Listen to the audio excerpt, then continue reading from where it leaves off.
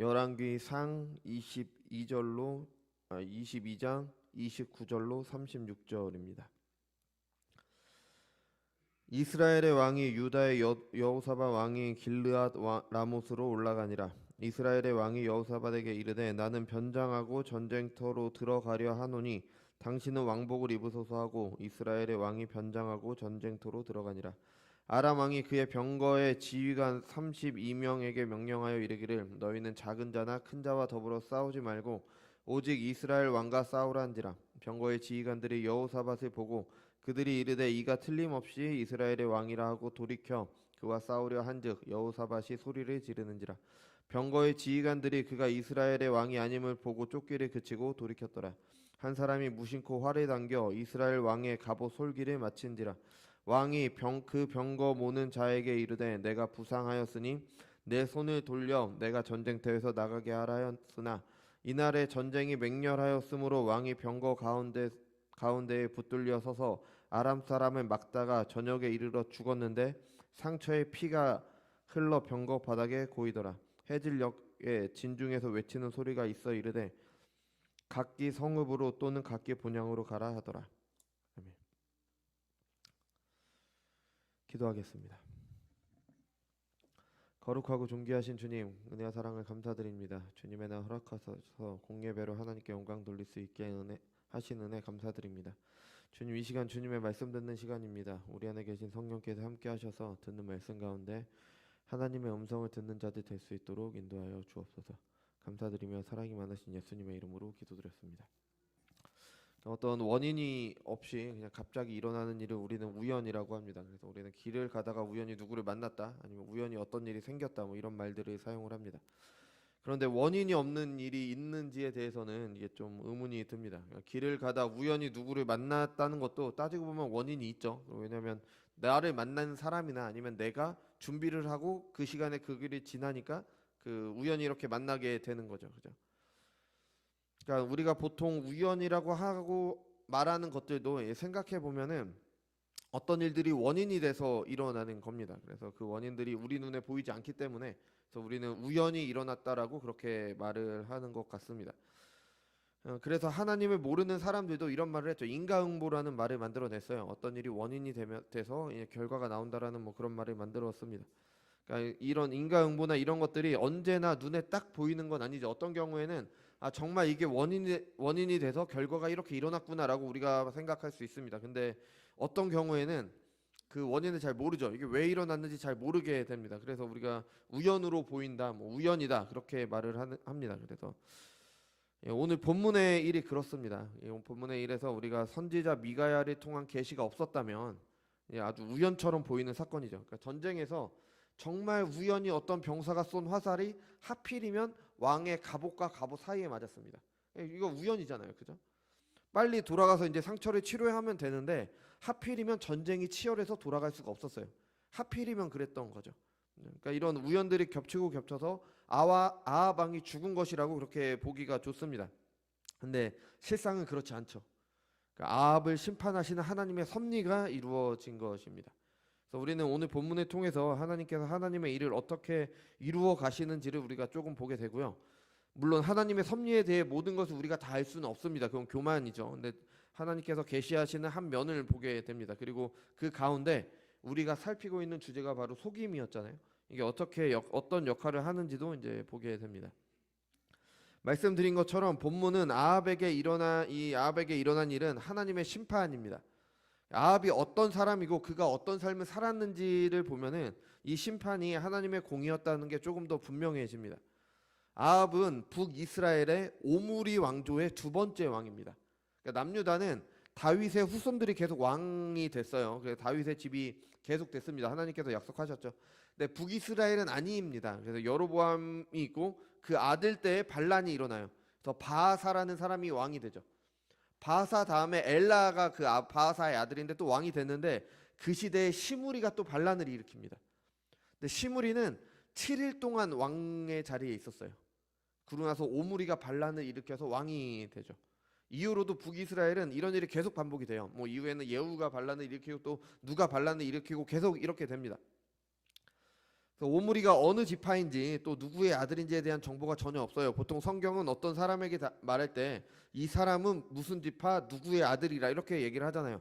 근데 오므리는 그런 얘기가 전혀 없습니다. 또 이 오므리라는 단어가 이 이름이 히브리식 이름이 아닙니다. 그래서 이 오므리를 보통 뭐 군대 장관이라고만 나와 있는데 외국인 용병이라고 그렇게 추측을 합니다. 이거는 어디까지나 추측이죠. 근데 만약에 이게 맞다면은 이스라엘 사람이 아니라 이방인이 왕이 된 것이죠. 이방인이 힘으로 왕이 된 것입니다. 근데 이거는 율법에 어긋나는 일이죠. 너희가 왕을 세우려면은 너희 동족 가운데 한 사람을 세워라. 이게 하나님의 말씀이었기 때문에 이거는 잘못된 겁니다. 그래서 이 오므리에 대해서 성경은 이렇게 평가합니다. 오므리가 여호와 보시기에 악을 행하되 그 전에 모든 사람보다 더욱 악하게 행하여 느밧의 아들 여로보암의 모든 길로 행하며 그가 이스라엘에게 죄를 범하게 한 그 죄 중에 행하여 그들의 헛된 것들로 이스라엘의 하나님 여호와를 노하시게 하였더라. 아멘. 뭐 지난주에 본 것처럼 여로보암이 하나님 앞에 악한 왕이었죠. 그 황금 송아지를 만들었잖아요, 그죠? 그래서 열왕기서의 평가 기준은 여로보암의 길을 따랐느냐 아니면 다윗의 길을 따랐느냐입니다. 그래서 다윗의 길을 따랐으면 하나님을 잘 섬긴 거고 여로보암의 길을 따랐으면 악한 왕이다 그렇게 평가를 하게 되는 거죠. 이 오므리는 그 기준에 따라서 악한 왕이었습니다. 게다가 그 이전에 어떤 왕보다도 악하다라는 평가를 받았어요. 그게 바로 오므리죠. 그러니까 악한 왕입니다. 그럼 그의 아들 아합은 어땠을까요? 열왕기상 16장 30절에 보면요. 오므리의 아들 아합이 그 이전의 모든 사람보다 여호와 보시기에 악을 더욱 행하여. 그러니까 지금까지도 이스라엘의 왕들은 악했어요. 여로보암의 길을 따랐습니다. 근데 지금까지 왕 중에서 가장 악한 게 바로 아합인 겁니다. 그러니까 오므리보다 더 악한 게 아합 왕이에요. 또 아합의 여왕은 이세벨입니다. 또 이세벨은 이방인이었어요. 그러니까 오므리가 이방인이었다면 아합도 이방인이었겠죠. 그리고 여왕도 이방인입니다. 그러니까 왕과 왕비가 모두 이방인인 시대가 바로 이 시기인 거죠. 그래서 이스라엘이 우상 숭배가 가장 극에 달했습니다. 북이스라엘의 경우에요. 그만큼 율법에서 멀어지고 하나님에게서 멀어진 시절이었습니다. 그렇기 때문에 하나님께서는 엘리야처럼 강력한 선지자가 이 시대에 활동하도록 그렇게 하셨을 수도 있을 것 같습니다. 이 아합과 이세벨은요 정말 많은 죄를 졌어요. 보면은 정말 최악의 그런 시절을 보내게 됩니다. 근데 그들의 최후와 관련된 죄가 21장에 나오는 나봇의 포도원을 뺏은 거죠. 그 과정을 보면은 그들이 얼마나 하나님을 무시했고 율법에서 멀어졌는지를 알게 됩니다. 하나님께서 주신 율법을 어기는 것을 서슴지도 않았습니다. 그죠? 악한 꾀로 자기 욕망을 채우기 위해서 다른 사람을 죽이는 걸 망설이지 않았어요. 아합 왕이 나봇이라는 사람의 포도원이 탐이 났어요. 그냥 가지고 싶은 거예요. 그냥 보니까 좋아서. 아합 왕은 땅도 많았겠죠. 왕이니까 땅도 다 많았고 뭐 당연히 뭐 부유했겠죠. 악한 왕이었으니까요. 근데 그냥 나봇이라는 사람의 포도원이 탐이 났습니다. 그래서 이제 나봇에게 팔라고 했는데 나봇이 거절을 했죠. 뭐 아시는 것처럼 조상의 유산이기 때문에 왕께 줄 수 없습니다. 왜냐면은 하나님께서 주신 땅을 임의로 팔 수 없다라는 게 이스라엘의 율법이었잖아요. 그래서 레위기 25장에 나오는데 그러니까 나봇은 율법을 지키기 위해 내가 내 땅을 팔 수 없습니다라고 얘기를 했어요.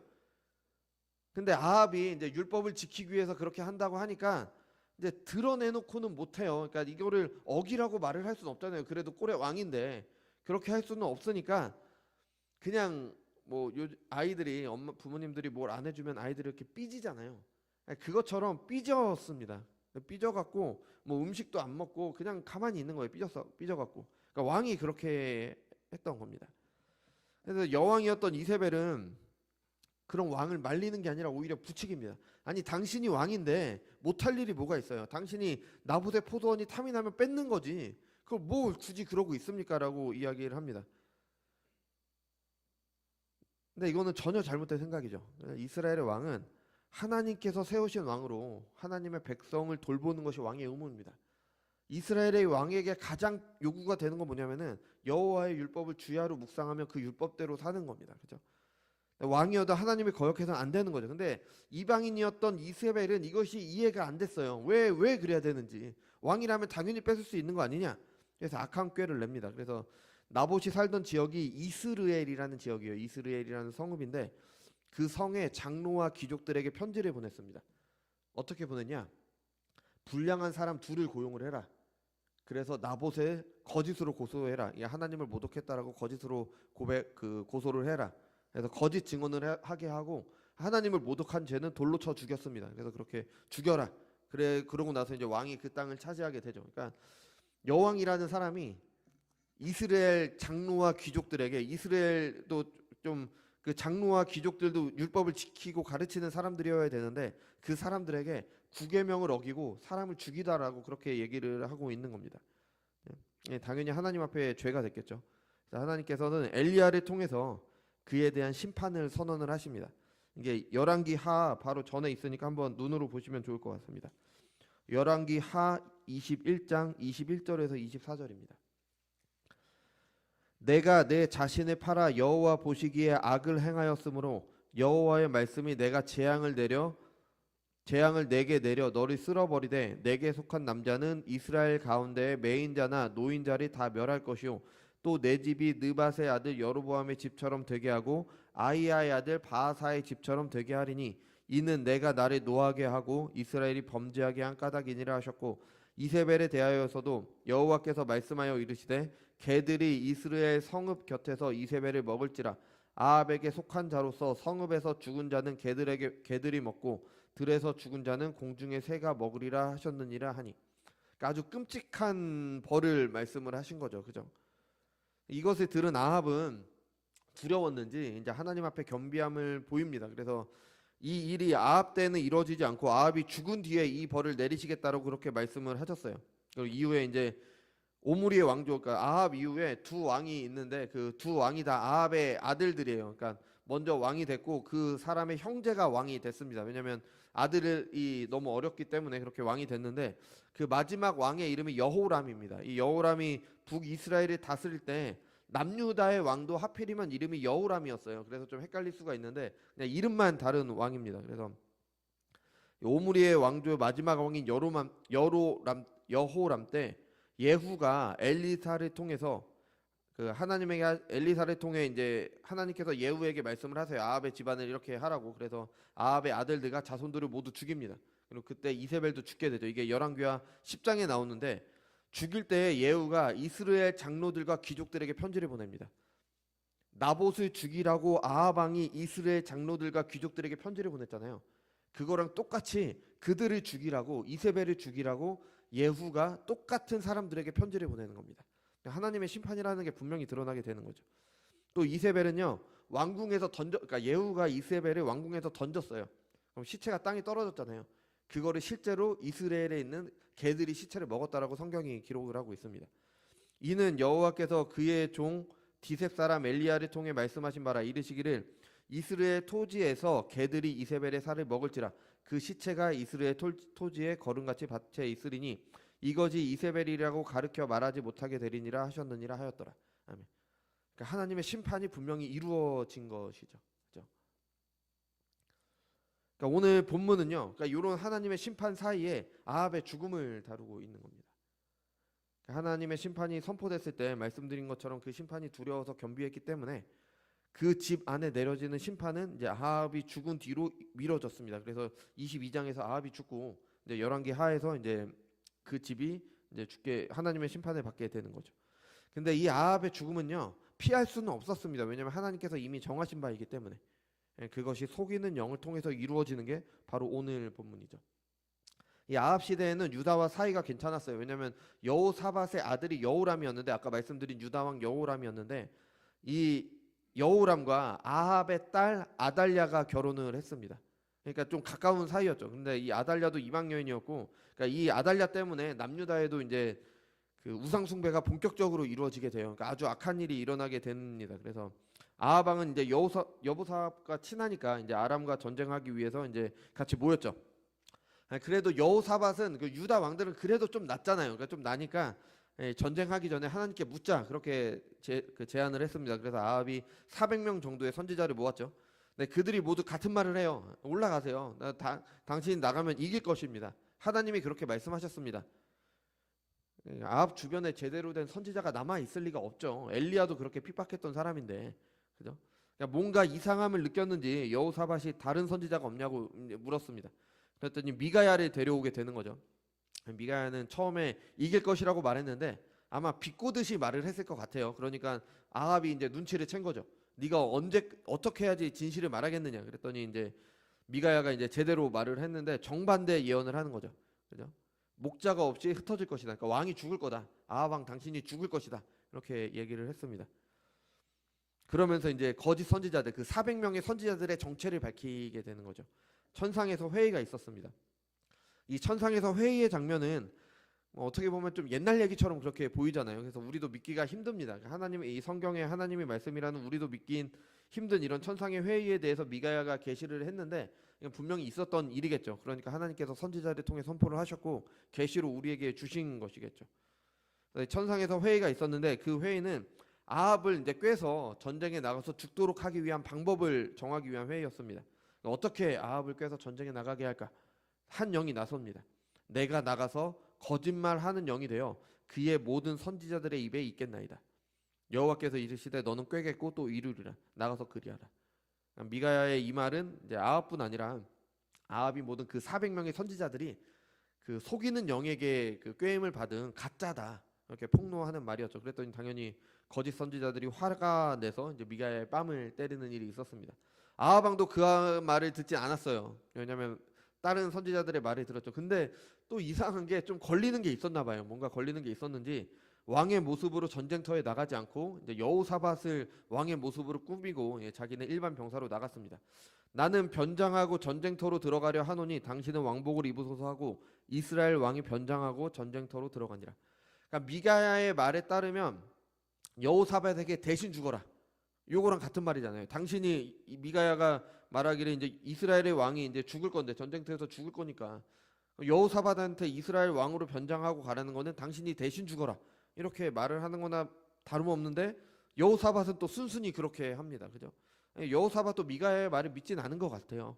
그러니까 이렇게 순순히 따랐겠죠. 또 이런 얘기를 들은 아합의 마음을 이해했기 때문에 이렇게 했던 것 같습니다. 그래서 실제로 이렇게 변장을 하고 갔는데 한편에서는 이제 적군 아람이죠. 아람 진영에서는 이스라엘 왕을 죽이기 위한 작전이 실제로 벌어지고 있었습니다. 32명을 택해서 이제 이스라엘 왕만 죽여라 이렇게 명령을 내렸죠. 그런데 아합이 꾀를 잘 냈어요. 아합이 변장하고 나갔기 때문에 그 작전이 실패한 것처럼 보였습니다. 그죠? 아합은 자기의 생각대로 잘한 것 같아요. 근데 별 의도 없이 쏜 화살이 갑옷과 갑옷 사이를 맞았습니다. 전쟁이 치열하여 제때 치료하지 못하고 서서히 피를 흘리며 고통 가운데 죽었습니다. 아주 괴롭게 죽은 겁니다. 그죠? 이 37절에서 38절에 보면요. 22장 37절에서 38절에 보면 왕이 죽음에 그의 시체를 메어 사마리아에 이르러 왕을 사마리아에 장사하니라. 그 병거를 사마리아 못에서 씻음에 개들이 그의 피를 핥았으니 여호와께서 하신 말씀과 같이 되었더라. 거기는 창기들이 목욕하는 곳이었더라. 아멘. 그러니까 엘리야를 통해 하신 말씀, 하나님의 심판이 속이는 영을 통해서 정확하게 이루어지게 된 거죠. 만약에 우리가 아합의 죽음을 이 전후 사정은 모르고 또 뭐 미가야의 계시를 보지 않았다면 우연처럼 보이죠. 우연히 활을 쏴서 우연히 활에 맞았고 우연히 전쟁이 치열해서 치료하지 못해서 죽은 거니까요. 하필이면 그의 병거를 씻는데 그 병거를 씻는 곳에서 개들이 그 피를 핥습니다. 이게 다 우연처럼 보이는 일인데 사실 알고 보면은 하나님께서 주신 계시를 본다면은 하나님의 섭리였던 겁니다.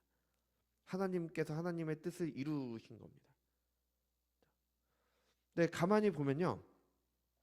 하나님께서 하나님의 뜻을 이루시는데 아합을 조종해서 하나님의 뜻을 이루신 건 아닙니다. 하나님께서 아합을 조종해서 전쟁터에 나가도록 하신 게 아니에요. 아합은 가기 싫은데 억지로 하나님이 어떻게 해서 아합을 보내신 게 아닙니다. 아합이 일반 병사로 변장하도록 하나님이 강제하신 것도 아닙니다. 아합과 전쟁하는 아람 군대도 조종하지 않으셨어요. 아람 왕은 자기 스스로 전쟁에 이기기 위해 아람 진영에서 이제 그 계획을 세웠던 거죠. 또 활을 쏜 사람도 그냥 자신의 뜻대로 활을 쏜 거예요. 하나님이 뭐 너 활을 쏴 이렇게 말씀하신 게 아니라 그냥 자기 뜻대로 화살을 쐈습니다. 근데 그곳에 있던 것도 아합이 간 거지 뭐 하나님이 가도록 하신 게 아니죠. 전쟁이 치열했던 것도 그냥 사람들끼리 그냥 자기들끼리 알아서 전쟁이 치열했던 겁니다. 물론 거짓말하는 영을 통해서 거짓 선지자들을 통해 아합을 속이셨잖아요. 그죠? 근데 그 속임이 아합이 뭐 귀신에 홀려서 자기도 모르게 어떠한 행동을 하도록 만든 게 아니에요. 속이는 영은 거짓 선지자를 통해서 아합을 속였습니다. 근데 그것을 듣고 판단하고 결정을 내려서 행동한 것은 아합 자신이었던 겁니다. 본문에 등장하는 모든 사람들은 다 자신들이 원하는 걸 했어요. 하나님에 대해서 옳은 반응을 보인 사람은 미가야밖에 없었습니다. 여호사밧도 참 선지자인 미가야가 전한 하나님의 계시가 아니라 아합 왕을 따라갔잖아요. 변장하라니까 변장하고 갔잖아요. 미가야가 죽을 거라고 했는데 그냥 갔습니다. 여호사밧도 하나님의 뜻과 상관없이 행동을 했어요. 뭐 아합과 평소에 가까웠으니까 그렇게 했겠죠. 아합 왕은 물론 아람 왕도, 그 적군인 아람 왕도 당연히 하나님의 뜻을 조금도 염두에 두지 않았습니다. 그냥 자신들이 생각할 때 가장 좋은 방법을 한 거예요. 하나님의 뜻을 이루겠다는 이런 생각은 전혀 없었죠. 자유로운 의지를 가지고 행동을 했습니다. 그런데 하나님께서는 그 모두를 통해 결국 하나님의 뜻을 이루신 겁니다. 기묘한 하나님의 섭리인 겁니다. 이게 하나님의 섭리예요.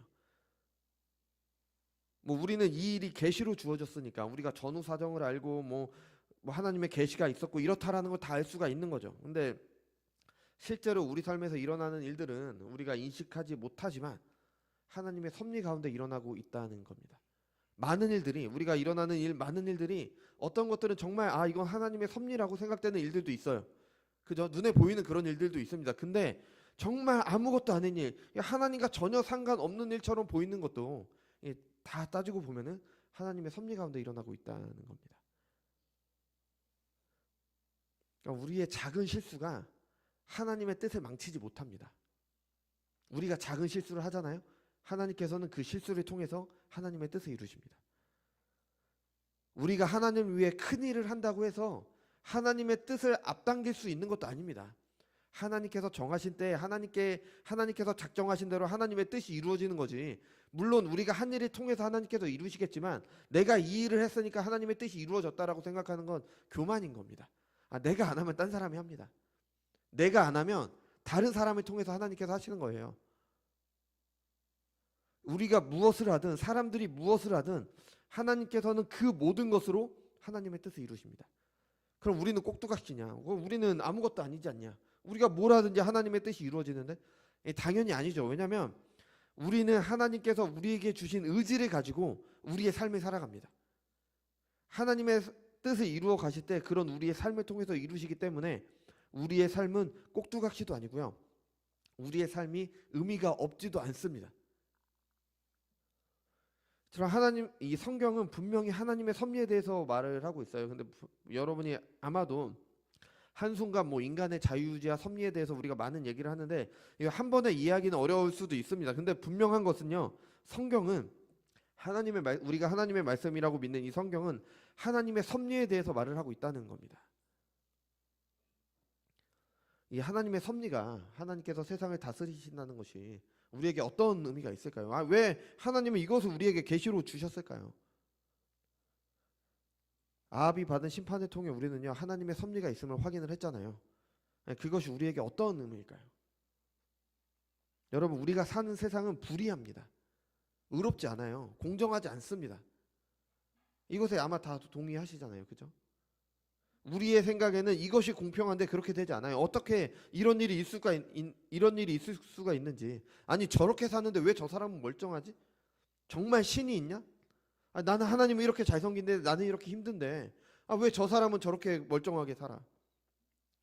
뭐 어떤 경우에는 사람마다 기준이 다르기 때문에 서로 문제가 생기기도 하지만 어떨 때는 정말 억울한 경우도 있죠. 이건 모든 사람들이 봐도 말이 안 되는 그런 경우가 있습니다. 정말 악한 사람이 악한 일을 했는데도 잘 먹고 잘 살고 있는 것처럼 보여요.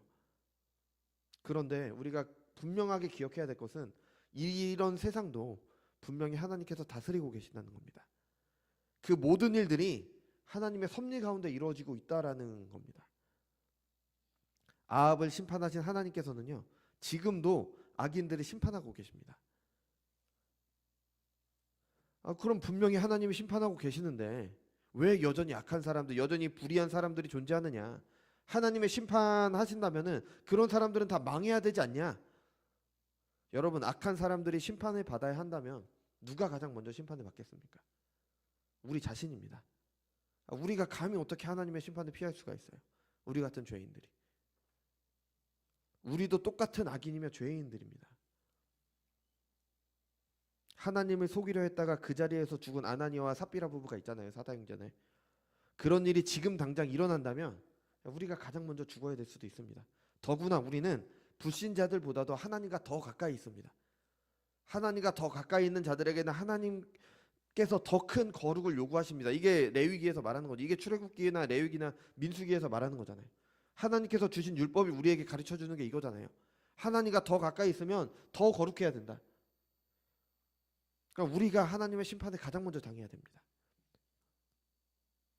거룩하신 하나님이시기 때문에. 근데 죄인들을 참아주시는 은혜가 있기 때문에, 그리고 그 죄인들을 구원하시는 자비로우신 하나님이시기 때문에 우리가 아직 살아있는 것 뿐입니다.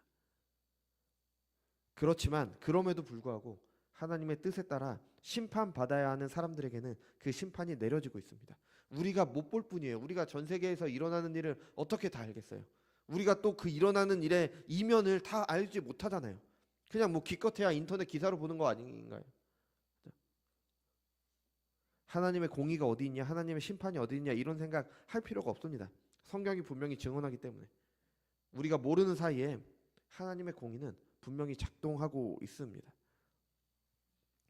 근데 그 오늘 본문에서 본 것처럼 이 심판이 악인들의 속임으로 이루어지기도 합니다. 마치 그들 자신에게 그 일이 좋은 것처럼 택하도록 하셔서 스스로 심판의 길로 가도록 하심으로 하나님께서 심판을 하십니다. 아니 어떻게 하나님이 의로우신 하나님께서 사람을 함정에 빠뜨릴 수가 있느냐? 하나님께서 속이는 영을 통해 속이기는 하시지만 그 사람을 강제하시지는 않습니다.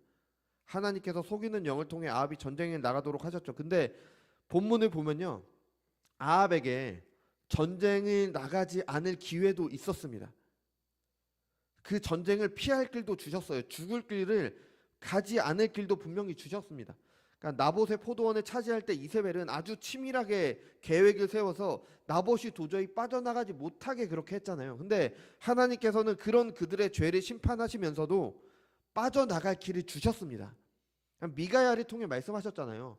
너 전쟁에서 나가면 죽을 거야. 그러니까 나가지 말라는 거잖아요. 또 아합도 미가야가 다른 선지자들과 뭔가 다른 말을 한다는 걸 알았어요. 그러니까 평소에 이 사람이 나에게 대해서 안 좋은 말만 합니다. 그러면서 피했잖아요. 그러니까 뭔가 다른 선지자들과 다르다라고 얘기를 했어요. 그리고 미가야가 이전에도 아합한테 계속 섰다면은 참 선지자였기 때문에 그의 말대로 이루어진 일들이 있었겠죠.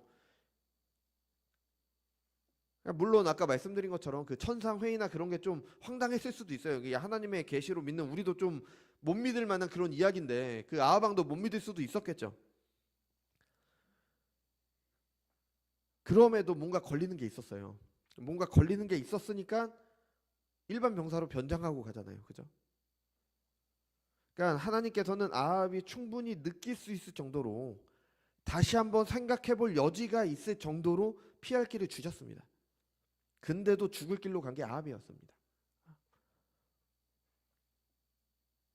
스스로 속이는 길이 더 좋아 보여서 그 길에 간 거예요. 악한 영들이, 그러니까 속이는 영들이 아합을 속이는데 그게 더 좋아 보이니까 그걸 따라간 겁니다. 그러니까 이런 아합의 선택은요, 그의 삶을 보면은 어느 정도 당연한 거라고 할 수가 있습니다. 그의 아버지 오므리가 하나님을 무시했죠. 그런 아버지 밑에서 자라서 하나님을 무시하는 것이 당연한 삶을 살았습니다. 부인을 얻었는데 이방 여인이에요.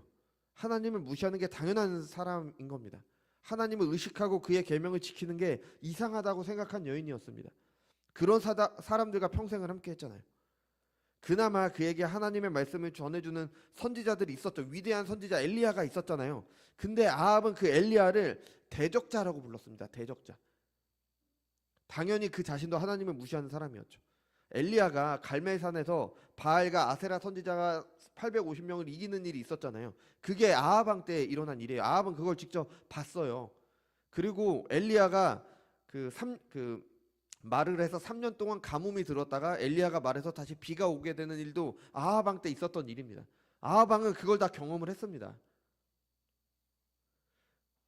그리고 나봇을 죽인 뒤에 엘리야를 통해 전해진 심판의 말씀에는 두려워 떨기도 했잖아요. 겸비하기도 했잖아요. 충분히 많은 기회가 주어졌어요. 아합에게는 충분히 기회를 줬습니다. 근데 아합은 끊임없이 하나님을 무시하고 거역하는 삶을 살았습니다. 그러니까 그의 마지막 순간에 갑자기 하나님의 말씀을 따를 리가 없는 거죠. 그냥 거역하는 게 당연한 겁니다. 미가야가 옳은 말을 했음에도 그를 거절하고 스스로 죽음의 길을 택해서 갔던 거죠. 하나님께서 그렇게 억지로 그렇게 만드신 게 아니라 아합이 스스로 그 길에 가게 된 겁니다. 만약에 아합이 평소에 하나님을 섬기는 사람이었다면 어땠을까요? 속이는 영에게 속았을까요? 아니면 미가야의 말을 들었을까요? 당연히 미가야의 말을 들었겠죠. 그죠? 우리가 몇 주 동안 살펴본 것처럼 하나님의 시험은 속이는 영을 통해서 옵니다. 아담과 하와에게도 그렇게 왔죠. 또 다른 믿음의 사람들에게도 그렇게 왔습니다. 심지어 하나님의 아들이신 예수님께도 속이는 영이 비슷한 일인 시험을 했잖아요. 그죠? 반대로 하나님을 거역한 사람들에게도 비슷한 방식으로 그렇게 시험이 옵니다. 근데 모두 다 같은 선택을 하는 건 아닙니다. 그 선택은 하나님을 믿느냐, 하나님께 순종하느냐, 아니면 그렇지 않느냐에 따라서 달라졌습니다. 그 영에게 속아서 멸망의 길로 가는 아합과 같은 사람들이 있었던 반면 속지 않고 하나님께 순종함으로 더욱 믿음이 자라게 되는 사람들도 있었습니다. 속는 사람들이 그 순간 뭐에 씌워서 그렇게 행동하는 게 아니에요. 그동안 살아온 삶의 결과, 하나님을 무시하고 거역하면서 살아온 그의 삶의 결과, 속이는 영에게 속아서 죽음의 길에 간 겁니다. 하나님의 진노가 불의로 진리를 막는 사람들의 모든 경건하지 않은가, 불의에 대하여 하늘로부터 나타나나니 이는 하나님을 알만한 것이 그들 속에 보임이라. 하나님께서 이를 그들에게 보이셨느니라. 죄인들은 그들의 삶으로 자신들이 심판받아야 되는 존재임을 드러냅니다. 하나님의 진노는 하나님을 알만한 것을 그들에게 보이셨으므로 하나님을 보이셨음에도 하나님을 거절하는 사람들에게로 향하게 됩니다. 그러니까 벌을 받아 마땅한 사람들에게 벌을 내리시는 겁니다. 오히려 악인들을 벌하지 않으신다면 하나님의 공의에 맞지 않는 거죠. 불공정한 게 되는 겁니다. 하나님을 거역할 만한 사람들이 속이는 영에게 속아서 스스로 죽음의 길에 가게 되는 겁니다. 같은 속이는 영이 속인다고 하더라도 하나님을 믿는 신자들, 하나님께 순종하는 사람들은 오히려 그게 내 믿음이 자라게 되는 은혜가 되는 거죠. 평생 마음대로 살다가 죽기 직전에 하나님을 믿어서 구원받는다는 게 이게 얼마나 어리석은 생각인지 우리가 알게 되는 거죠. 오늘 이제 한국교회가 부활절로 지키는 부활주일인데요. 우리 주님께서 십자가에 달려 죽으시고 부활하심으로 우리에게 주신 은혜가 무엇입니까? 죄에 대하여 죽고 의에 대하여 살도록 하신 은혜입니다. 신자들은 그리스도의 죽으심에 연합하여 죄에 대하여 죽게 됩니다. 주님의 십자가의 죽으심이 우리의 죄에 대해 값을 치르셨습니다. 그리스도의 피가 우리의 죄를 깨끗하게 하셨습니다. 우리를 죄에서 자유롭게 하셨습니다. 죄에 대한 형벌인 죽음을 대신하셨기 때문에 우리는 더 이상 죄의 값을 치르지 않아도 됩니다. 죄의 책임에서 자유로워졌습니다. 신학자들은 이것을 죄책이라고 그렇게 이야기를 하죠. 또한 우리의 죄성, 죄로 향하는 우리의 마음을 새롭게 하셨습니다. 완전히 새로운 피조물이 되게 하셔서 죄를 지을 수밖에 없는 우리의 본성에서 벗어나게 하셨습니다. 그뿐만이 아닙니다. 죄에서 깨끗하게 하심으로 우리를 중립 상태로 만드신 게 아니에요. 아담처럼 하나님을 거역할 수도 있고 거역할 수도 있고 순종할 수도 있는 존재가 되게 하신 게 아닙니다. 의에 대하여 살도록 하셨습니다. 하나님께 대하여 살도록 하셨습니다. 죄의 종이 아니라 의의 종이 되도록 하셨습니다. 이런 은혜가 바로 예수님께서 죽으시고 부활하심으로 우리에게 주신 은혜인 겁니다. 이런 은혜를 입은 사람들, 하나님께서 예수님에게 주신 자들은 주인의 음성을 압니다. 예수님의 음성을 알고 예수님을 따릅니다. 이 은혜를 입은 사람들만이 속이는 영을 따르지 않게 되는 겁니다. 근데 이거는 저절로 되진 않습니다. 하나님께서 우리가 그런 기계가 되기를 원하지는 않으셨습니다. 그래서 우리를 사랑하시기 때문에 우리가 스스로 하나님께 순종하기를 바라십니다. 그래서 신자들은 이제 어려움 가운데 있죠. 왜냐하면 마음은 하나님을 섬기고자 하는데 내가 못하기도 합니다. 내가 이거 이렇게 해야 된다는 걸 너무 잘 아는데 그렇게 못할 때도 있는 겁니다. 어떨 때는 알지 못해서 그럴 때도 있고요. 어떨 때는 알면서 따르지 못할 때도 있습니다. 그래서 우리에게 필요한 건 매일 하나님의 말씀을 묵상하고 기도하며 하나님과 교제하는 시간이 필요한 겁니다. 하나님께서는 이런 교제를 원하시고 이런 교제 가운데 우리가 스스로 우리의 믿음이 자라서 스스로 우리의 생각대로 하나님의 뜻을 따라서 하나님께 순종하기를 바라십니다. 이런 매일의 경건 생활이 쌓일 때 아합처럼 속이는 영에게 속지 않게 되는 겁니다. 오히려 속이는 영을 통한 시험이 믿음이 자라게 되는 결과를 가져오게 되는 거죠. 오늘 우리가 본 것처럼 하나님의 섭리는 하나님을 거역하는 죄인들을 향해 정확하게 작동을 하게 됩니다. 그들은 하나님의 심판을 피할 길이 없습니다. 하나님께서 피할 길을 주셔도 스스로 죽음의 길을 갑니다. 하나님의 심판의 방법은 죄인들이 자신이 판 함정에 스스로 빠지도록 하시는 방법으로 이루어집니다. 내가 지은 죄가 그 죄가 나에게 심판으로 되돌려지게 되는 겁니다. 이세벨의 죽음과 아합의 죽음을 통해서 우리는 이것을 분명히 확인할 수 있었습니다. 그래서 하나님의 공의는 반드시 이루어집니다. 그 가운데 속이는 영을 통해서 그 사람이 스스로 죽음의 길을 가도록 하십니다. 여러분, 하나님의 공의가 죄인들을 향해 반드시 이루어지듯이 의인들, 신자들, 그리스도인들을 향해서도 하나님의 공의는 반드시 이루어집니다. 죄인들에게 피할 수 없는 심판이 내려지듯이 신자들에게는요, 참으로 예수님을 믿는 신자들에게는 피할 수 없는 복이 내려집니다. 죄인들을 심판하기 위한 회의가 하늘에서 열렸듯이 우리를 축복하기 위한 회의도 열립니다.